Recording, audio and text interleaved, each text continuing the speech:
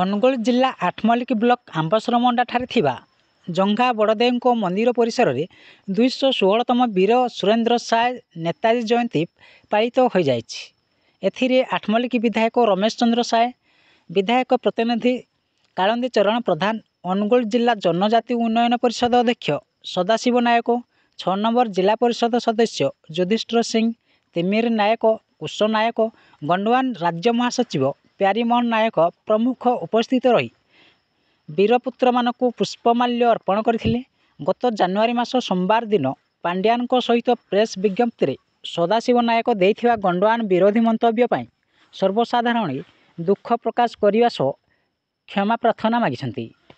ଅନୁଗୁଳ ଜିଲ୍ଲାରୁ ସ୍ୱତନ୍ତ୍ର ପ୍ରତିନିଧି ଗୋବିନ୍ଦ ଚନ୍ଦ୍ର ନାୟକଙ୍କ ସହ ଠାକୁରଗଡ଼ରୁ ଇତିଶ୍ରୀ ନାୟକଙ୍କ ରିପୋର୍ଟ, ନ୍ୟୁଜ୍ ଓଡ଼ିଶା ଟିଭି। ଶ୍ରୀଯୁକ୍ତ ସଦାଶିବ ନାୟକ, ଆପଣଙ୍କୁ ଆମେ ସ୍ୱାଗତ କରୁଛୁ। ଆମର ପ୍ରଶ୍ନ ରହୁଛି ଯେ ଆପଣ ଜଣେ ନିର୍ବାଚିତ ପ୍ରତିନିଧି ଏମ୍ଏଲ୍ଏଙ୍କୁ ଉପେକ୍ଷା କରି ଆପଣ ନଳିନୀ ପ୍ରଧାନଙ୍କ ସହିତ ପାଣ୍ଡିଆନଙ୍କୁ ଦେଖା କଲେ କେମିତି, ତା ବିଷୟରେ କ'ଣ କହିବେ? ଆମର ଗତ 15 ତାରିଖରେ ହେଇଥିବା ଅପ୍ରୀତିକର ପରିସ୍ଥିତିକୁ ସେ ମୁକାବିଲା କରିବା ପାଇଁ ସେ ବବି ଦାସ ଡକେଇଛନ୍ତି କହି ମୋତେ ନେଇଥିଲେ ଏବଂ ସେଠି ଯାଇ ଗୋଟେ ଦିନ ମୁଁ ଫେରି ଆସିଲା ପରେ ପୁଣି କହିଲେ ଯେ ବବି ବାବୁ ଆସନ୍ତା 22 ତାରିଖ ଦିନକୁ ଆପଣଙ୍କୁ ଆସିବା ପାଇଁ କହିଛନ୍ତି, ତେଣୁ ଆପଣ ସେଦିନ ଆସିବେ।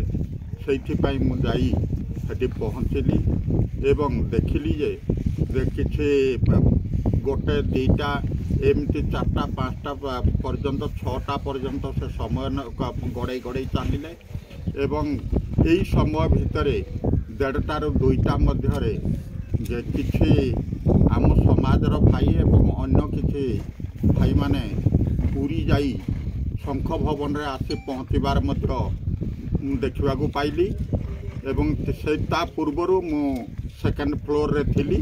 ସେକେଣ୍ଡ ଫ୍ଲୋରକୁ ଯେତେବେଳେ ଆମର କେତେ ଜଣଙ୍କୁ ସେଠିକି ନିଆଗଲା, ତାପରେ ମୁଁ ଯାଇ ଦେଖିଲି ଏବଂ ଜାଣିଲି ଯେ କିଛି ଗୋଟେ ହେବ। ତେଣୁ ମୁଁ ଆଉ କିଛି କହିପାରିଲି ନାହିଁ ବା ମୋର ଆଉ କିଛି କରିବାର ନଥିଲା। ଏହି ସମୟରେ ସେ ଯେତେବେଳେ 5ଟା ବେଳେ ପୁଣି କହିଲେ ଯେ ବବି ବାବୁ କହିଛନ୍ତି ସେଠିକି ଯିବା, ସେଠି ଆପଣ କହିବେ ଏବଂ ଏଇ ଯେଉଁ ଆସିଛନ୍ତି ପୁରୀ କି ଯାଇକିରି ଫେରିଛନ୍ତି ସେମାନେ ମଧ୍ୟ ନବୀନ ନିବାସ ଦେଖିବା ପାଇଁ ଚାହୁଁଛନ୍ତି, ସେମାନେ ମଧ୍ୟ ଯାଇ ସେଠି ନବୀନକୁ ଦେଖା କରିକିରି। ଆପଣଙ୍କ ଜାତି ତରଫରୁ, ଆପଣ ସମ୍ପ୍ରଦାୟ ତରଫରୁ ଆପଣ ନବୀନ ବାବୁଙ୍କୁ ଭେଟି ଯାଇଥିଲେ ନା ସେମିତି ବୁଲି ଯାଇଥିଲେ? ପୁରୀ ନିଜର ବ୍ୟକ୍ତିଗତ କାର୍ଯ୍ୟରେ ଯାଇଥିଲେ ଆପଣ?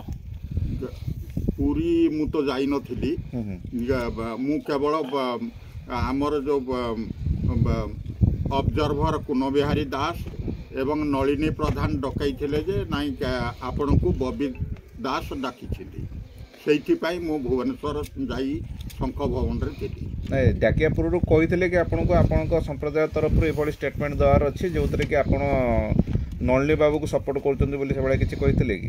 ନାଇଁ, ସେମିତି କିଛି କହିନଥିଲେ ସେମାନେ ମୋତେ। କେବଳ ବବି ବାବୁ ଡାକିଛନ୍ତି, ଆଲୋଚନା କରିବେ ଆପଣଙ୍କ ସାଙ୍ଗେ। ନାଇଁ, ଆପଣ ଗଣ୍ଡୱାନ ସମାଜ ତରଫରୁ ପ୍ରତିନିଧିତ୍ୱ କରୁଛନ୍ତି, ଆମ ଜନଜାତି ବିଭାଗର ଆପଣ ଅଧ୍ୟକ୍ଷ ଅଛନ୍ତି ଅନୁଗୁଳ ଜିଲ୍ଲା ପାଇଁ। ତ ଆପଣ କେମିତି କେଉଁ ପରିସ୍ଥିତିରେ, କାଲି ଯେଉଁ ଭିଡ଼ିଓ କ୍ଲିପ୍ ଆମେ ଦେଖିଲୁ ସେଥିରେ ଦେଖାଗଲା ଗୋଟେ ଚିତ୍ର, ଆପଣ କହୁଛନ୍ତି ଗୋଟେ ଚିତ୍ର, ୟା ଭିତରେ କ'ଣ କଥା? ସେଠି ଆମେ ଗଣ୍ଡୱାନ ଲୋକଙ୍କୁ ପାଇଲୁ ନାହିଁ ସେ ଫଟୋ କ୍ଲିପ୍ରେ, ଭିଡ଼ିଓ କ୍ଲିପ୍ରେ। ଆଜ୍ଞା, ସେଠି ସେମାନେ ଯେଉଁ ପ୍ରକାର ମୋତେ ନେଇକିରି ହଠାତ୍ ସାମ୍ବାଦିକ ସମ୍ମିଳନୀରେ ପହଞ୍ଚାଇ ଦେଲେ, ସେଠି ମୋର ତ କିଛି କହିବାର ନଥିଲା ବା କହିବା ପାଇଁ ମୁଁ ଚାହୁଁନଥିଲି, କିନ୍ତୁ ଆପଣ ଆମ ଗଣ୍ଡ ସମାଜ ତରଫରୁ ଆମେ ନବୀନ ପଟ୍ଟନାୟକ ମାନ୍ୟବର ମୁଖ୍ୟମନ୍ତ୍ରୀ ଏବଂ ପାଣ୍ଡିଆନ ସାର୍ଙ୍କୁ ଧନ୍ୟବାଦ ଦେଇ ଏବଂ ଆମେ ତାଙ୍କ ପଛରେ ଅଛୁ এই কথা কহিবা এবং সে যে লোক গ্যাদরিং হয়েকি ଥିଲେ ସେମାନେ ସବୁ ସେଇଠି ରହିବା ପାଇଁ ରହିଥିବାରୁ ଆମ ପ୍ରତି ସେଟା ଗୋଟେ ଗଣ୍ଡୱାନ ବା ଗଣ୍ଡ ସମାଜର ସମାବେଶ ଭଳି ଗୋଟେ ଅନୁଭୂତ ହୋଇଗଲା। ବର୍ତ୍ତମାନ ଯାହା ବି ହେଲା, ଆପଣ ଗଣ୍ଡୱାନ ସମାଜକୁ ଭୁଲ ମାଗିବେ ନା କ୍ଷମା ମାଗିବେ ନା ଆପଣଙ୍କର କ'ଣ ସ୍ପଷ୍ଟୀକରଣ? ଆପଣ ଯେଉଁ ସ୍ପଷ୍ଟୀକରଣ ଦେଇଛନ୍ତି ବାଇଟ୍ ଦେଇଛନ୍ତି ସେଥିରେ କହିଛନ୍ତି ଆମେ ମୁଖ୍ୟମନ୍ତ୍ରୀକୁ ଆପଣ ସହଯୋଗ କରୁଛନ୍ତି କିନ୍ତୁ ଆପଣ ସମ୍ପ୍ରଦାୟକୁ ଭାଗ ଭାଗ କରିବାକୁ ଚେଷ୍ଟା କରିଛନ୍ତି କି? ନାଇଁ ସାର୍ ମୋର ସେ ଉଦ୍ଦେଶ୍ୟ ନୁହେଁ ଆମ ସମାଜକୁ ଭାଗ ଭାଗ କରିବା ଉଦ୍ଦେଶ୍ୟ ନୁହେଁ କିନ୍ତୁ ସେମାନେ ଯେଉଁ ପ୍ରକାର ପରିସ୍ଥିତିରେ ମୋତେ ନେଇକରି ସେଠି ପହଞ୍ଚେଇଥିଲେ ସେଠିକୁ ମୁଁ ଆଉ ଉପାୟହୀନ ହୋଇ ସେସବୁ ମନ୍ତବ୍ୟ ପ୍ରଦାନ କରିଥିଲି ଏ ମନ୍ତବ୍ୟକୁ ମୁଁ ମୋର ପ୍ରତ୍ୟାହାର କରି ନେଉଛି। ଆଚ୍ଛା ଶୁଣିବାକୁ ମିଳୁଛି ଗଣ୍ଡୁଆନା ସମ୍ପ୍ରଦାୟକୁ ମୋହରା ବନେଇ ଆପଣ ନଳିନୀ ବାବୁଙ୍କ ସାଥିରେ କିଛି ଭିତରିଆ ସମ୍ପର୍କ ରଖୁଛନ୍ତି ବୋଲି ଏ ବିଷୟରେ ଆପଣ କ'ଣ ସ୍ପଷ୍ଟୀକରଣ ଦେବେ? ମୁଁ ଆମର ଗଣ୍ଡୁଆନା ସମାଜକୁ କିଛି ମହୁରା ରଖି ତାଙ୍କ ସହିତ ଭିତରିଆ ସମ୍ପର୍କରେ କୌଣସି ପ୍ରକାର ମଧ୍ୟ ଜଡ଼ିତ ନାହିଁ। ଭବିଷ୍ୟତରେ ଆପଣ କାହାକୁ ସାହାଯ୍ୟ କରିବେ? ଗଣ୍ଡୁଆନା ସମ୍ପ୍ରଦାୟକୁ ସାହାଯ୍ୟ କରିବେ କି ନାହିଁ?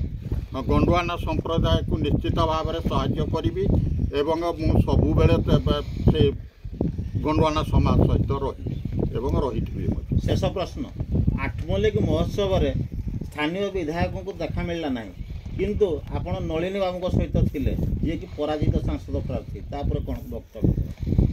ସେଠି ମୋତେ ସବ୍ କଲେକ୍ଟର ମହୋଦୟ ଫୋନ୍ କରିକିରି କହିଲେ ଯେ 4 ଦିନ ପୂର୍ବରୁ ସେ ମୋତେ ଫୋନ୍ କରି କହିଲେ ଯେ ଆପଣଙ୍କୁ ଦ୍ୱିତୀୟ ଦିନ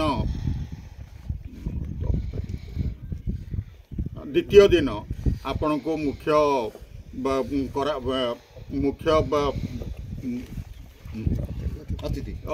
ଅତିଥି ଭାବରେ ରଖାଯାଉଛି ଆପଣ ଯୋଗ ଦେବେ।